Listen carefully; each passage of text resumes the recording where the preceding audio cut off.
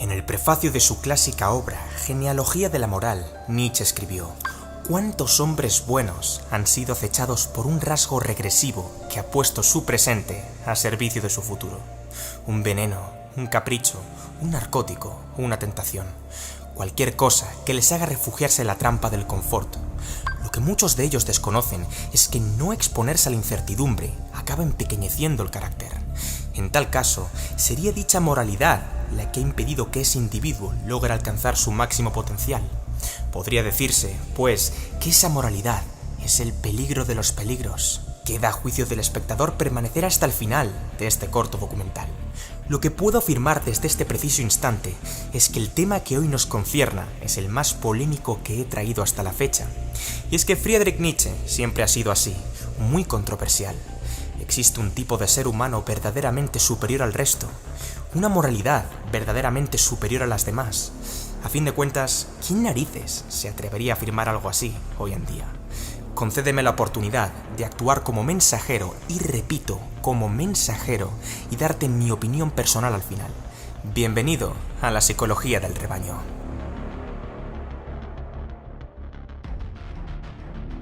La mayoría de las personas que conozco jamás se ha cuestionado por qué ciertas cosas son consideradas moralmente deseables o, por el contrario, repulsivas. Por lo general, su actitud para con la moral es prácticamente inconsciente, automática y acrítica. Se limitan a calcar las opiniones, rumores y juicios de valor ajenos imperantes en la sociedad como si de verdades absolutas se tratara. Según Nietzsche, la moralidad reinante en Occidente va en contra de los instintos vitales del ser humano, motivo por el cual es tremendamente perjudicial. El peligro de los peligros, como indica en sus escritos. ¿Y a qué se debe exactamente? Todos los individuos, incluso aquellos con el potencial de elevarse por encima de la masa mediocre, están sometidos a una fuerte presión para convertirse en un animal de rebaño diminuto, ridículo y mediocre, cuya única aspiración es complacer las necesidades de sus semejantes, siendo solo una triste sombra de lo que podría llegar a ser. Entonces, ¿cómo es que este veneno mortífero se ha expandido por la civilización moderna con tanto éxito?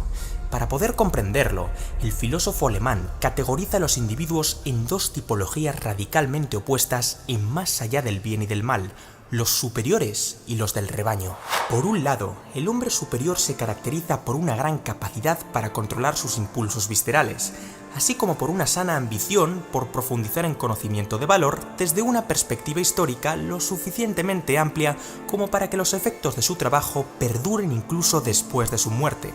Su proyecto de vida es enriquecedor, sólido y unificador, acompañado de unos objetivos elevados que le estimulan a continuar con su labor. Así pues, como bien describe el autor en Humano, demasiado humano, los superiores saben que el valor intrínseco que proporciona la gratificación a largo plazo es infinitamente superior al de la gratificación instantánea. El individuo moderno se enfoca en arrancar el fruto del árbol lo antes posible, en lugar de seguir plantando más árboles que los produzcan. Este es el rasgo más distintivo de la putrefacción del ser humano. Mientras el hombre del rebaño piensa a sus adentros: la vida es corta y tengo que vivirla desenfrenadamente, el hombre superior adopta una visión más holística del cosmos. La vida es corta y tengo que dejar huella antes de mi partida. Por esta razón, los superiores veneran su propia presencia más que ninguna otra cosa, ya que no solo les permite alejarse de la manada irracional, sino que da pie al desarrollo de la concentración, la planificación y la creatividad. Cito textualmente: la excelencia implica pasar tiempo en soledad para cultivar las dotes intelectuales y espirituales que el rebaño desechó de antemano. Además, la soledad aporta un componente tan indispensable como virtuoso: la autonomía. Curtiéndose de sus propios medios de forma independiente, el individuo superior desliga su valía personal a las críticas ajenas que carezcan de utilidad. Da exactamente igual si se trata de un juicio de valor positivo o negativo. Si las palabras salen de la boca de un necio, no aportan nada al crecimiento personal, lo más conveniente es hacer caso omiso de las mismas. Por tanto, tanto los elogios como los reproches son, en última instancia, la misma sustancia polarizada inversamente en apariencia. Como bien expresa el autor en Voluntad de Poder, el sentido de justicia del hombre superior está más allá de toda apelación. Por ende, las alabanzas y las culpas son totalmente impenetrables a las grandes mentes. Como recoge este mismo libro, no hace falta ser un genio irrepetible que cautiva al mundo con bellísimas obras, asombrosos descubrimientos o disruptivas invenciones para formar parte del selecto grupo de individuos superiores. A fin de cuentas, estos grandes portentos son producto de una rara combinación genética, ambiental, cultural, educativa y azarosa.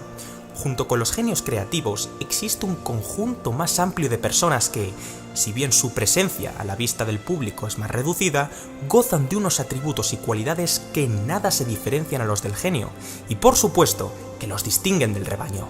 No tienes que ser Marie Curie para contribuir al campo de la química, no tienes que ser Albert Einstein para contribuir al campo de la física, no tienes que ser Bill Gates o Steve Jobs para contribuir al campo de la informática, no tienes que ser Gabriel García Márquez para contribuir al campo de la literatura, solo debes actuar con propósito, firmeza y seguridad en el futuro, sobre todo al afrontar los contratiempos que la vida brinda sin previo aviso.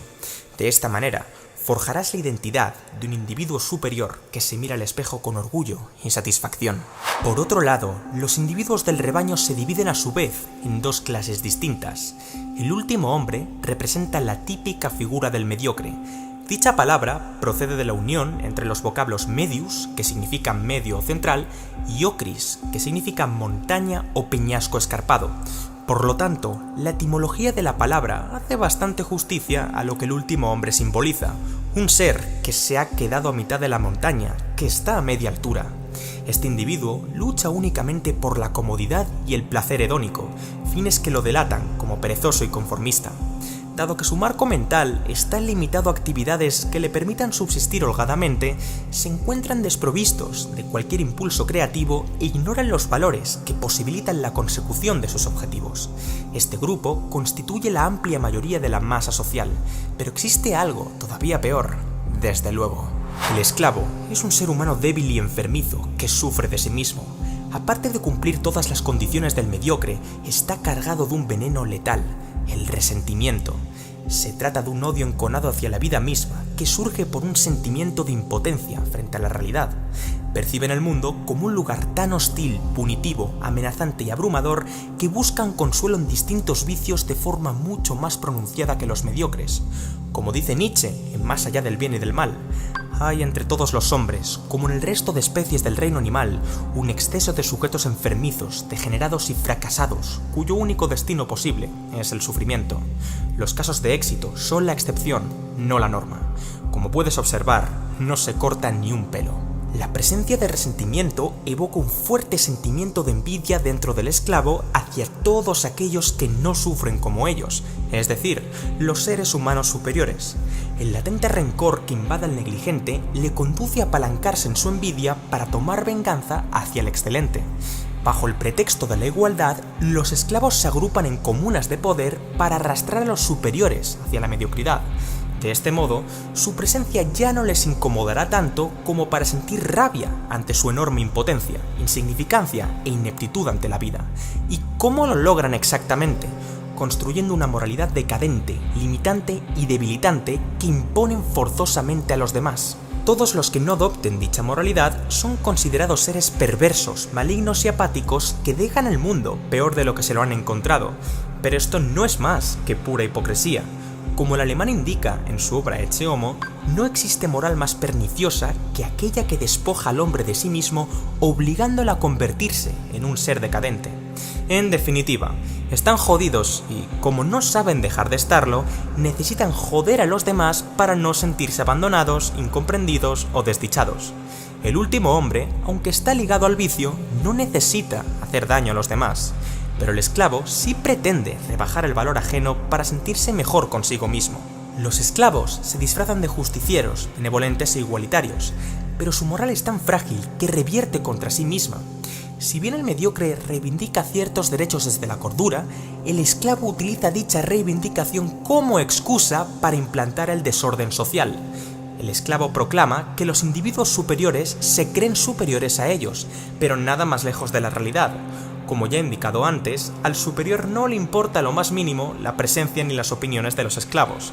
Más bien, son estos últimos los que se conciben como seres inferiores, inseguros de sí mismos e incapaces de adaptarse a un mundo que ni siquiera pudieron comprender. Sus verdaderas intenciones se resumen en unas pocas líneas. Si yo no puedo tener algo, entonces nadie debe tenerlo. Si yo no puedo hacer algo, entonces nadie debe hacerlo. Si yo no puedo lograr algo, entonces nadie debe lograrlo. Estas ideas pueden sonar un tanto elitistas, arrogantes y pretenciosas, pero Nietzsche ya advirtió desde un principio que su pensamiento no estaba diseñado para que las masas lo aprobaran, sino para liberar al mundo de su crisis moral. La psicología del rebaño es el peligro de los peligros por su alta capacidad de persuasión, ya que seduce a muchos individuos de buena fe que todavía no han encontrado su lugar en el mundo a tomar el camino fácil, a gente que, potencialmente, podría llegar a explotar sus talentos, habilidades y cualidades de forma espectacular si optaran por dejar a un lado la gratificación instantánea. La moralidad de la manada buscará aprovecharse de futuros genios que, como cualquier otro ser humano, se encuentran en un momento de inquietud, confusión